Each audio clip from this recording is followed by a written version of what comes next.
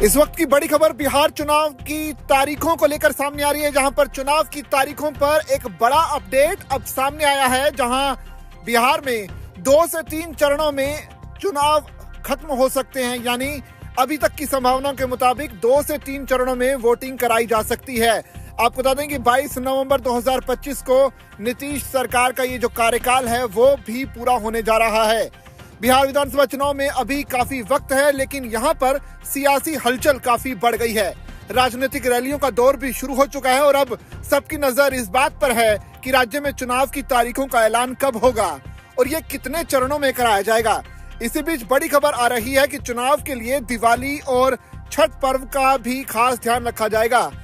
आप बताएंगे दिवाली और छठ दोनों ही ऐसे त्योहार हैं जहां पर बहुत ज्यादा सुरक्षा की जरूरत भी पड़ती है और इन त्योहारों के बीच में अमूमन चुनाव नहीं कराया जाता, या तो इन त्योहारों से पहले चुनाव करवाया जाता है या फिर इसके बाद में इसी कड़ी में ये फैसला लिया जा सकता है।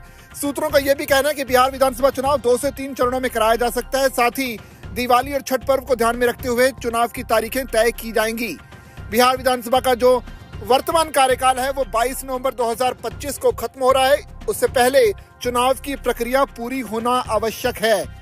पिछला विधानसभा चुनाव जो 2020 में हुआ था वो 3 चरणों में हुआ था, जबकि 2015 में जो विधानसभा चुनाव हुए थे वो 5 चरणों में कराए गए थे।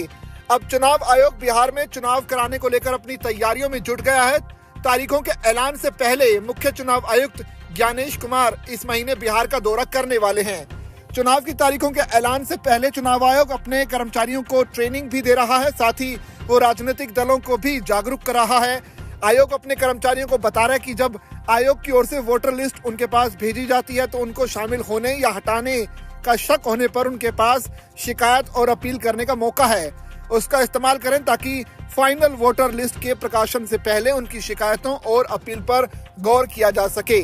आयोग की कोशिश है कि कुछ महीने पहले महाराष्ट्र, हरियाणा और दिल्ली में चुनाव के दौरान वोटर लिस्ट को लेकर जिस तरह से आरोप लगे वैसे आरोप इस बार बिहार चुनाव में न लगे, इसलिए बूथ लेवल ऑफिसर यानी बीएलओ की ट्रेनिंग भी की गई है। सभी बीएलओ को पहचान पत्र भी दिए जाएंगे ताकि वो घर घर जाकर सत्यापन कर सकें। बिहार में वोटर लिस्ट अपडेट कराने के लिए खास तौर पर अभियान चलाया जाएगा ताकि 18 साल की उम्र के नौजवानों के नाम वोटर लिस्ट में जोड़े जा सकें। साथ ही चुनाव आयोग ने अब ECINET शुरू करने का फैसला किया है। ये इंटीग्रेटेड डैशबोर्ड है जो कि सारी सुविधाएं एक ही जगह देता है, जबकि इससे पहले इन सब के लिए 40 ऐप और वेबसाइट का उपयोग करना होता था। माना जा रहा है कि बिहार चुनाव तक ये पूरी तरह से उपयोग में आने लगेगा। आयोग ने विपक्ष की ओर से लगाए जा रहे आरोपों के बाद कई कदम उठाए हैं।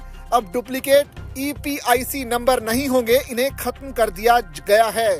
साथ ही मरने वालों के आंकड़े रजिस्ट्रार जनरल ऑफ इंडिया से जोड़ दिए गए हैं ताकि मर चुके वोटर्स के नाम वोटर लिस्ट से हटा दिए जाएं। आयोग बिहार में चुनाव के दौरान वोटर्स को कई नई सुविधाएं देने की योजना पर भी काम कर रहा है। अब एक पोलिंग बूथ पर 1500 की जगह अधिकतम 1200 वोट ही रहेंगे। साथ ही घनी आबादी वाले इलाकों में अतिरिक्त पोलिंग बूथ भी बनाए जाएंगे। इसके अलावा ये सुनिश्चित किया जाएगा कि वोट देने के लिए किसी भी वोटर को 2 किलोमीटर से ज्यादा ना चलना हो।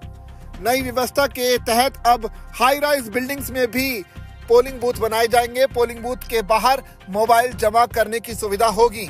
तो इस तरह से खास तैयारियां की जा रही हैं। सूत्रों के मुताबिक वोटर स्लिप पर सीरियल और पार्ट नंबर बिल्कुल साफ और बड़े अक्षरों में लिखे होंगे ताकि ढूंढने में आसानी हो। चुनाव आयोग AI की चुनौती से निपटने को भी तैयार है। जल्द ही चुनाव आयोग में एक सेल का गठन किया जाएगा जहां AI डीप फेक से जुड़े मुद्दों पर नजर रखी जाएगी। चुनाव आयोग पहले ही राजनीतिक दलों को इस मामले में एडवाइजरी दे चुका है कि वो AI से बनाई गई प्रचार सामग्री में ये स्पष्ट तौर पर लिखें कि ये AI से बनाया गया है ताकि वोटर्स को इसकी सही जानकारी मिल पाए।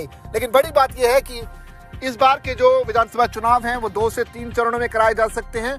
हालांकि अभी भी आधिकारिक रूप से घोषणा होना बाकी है।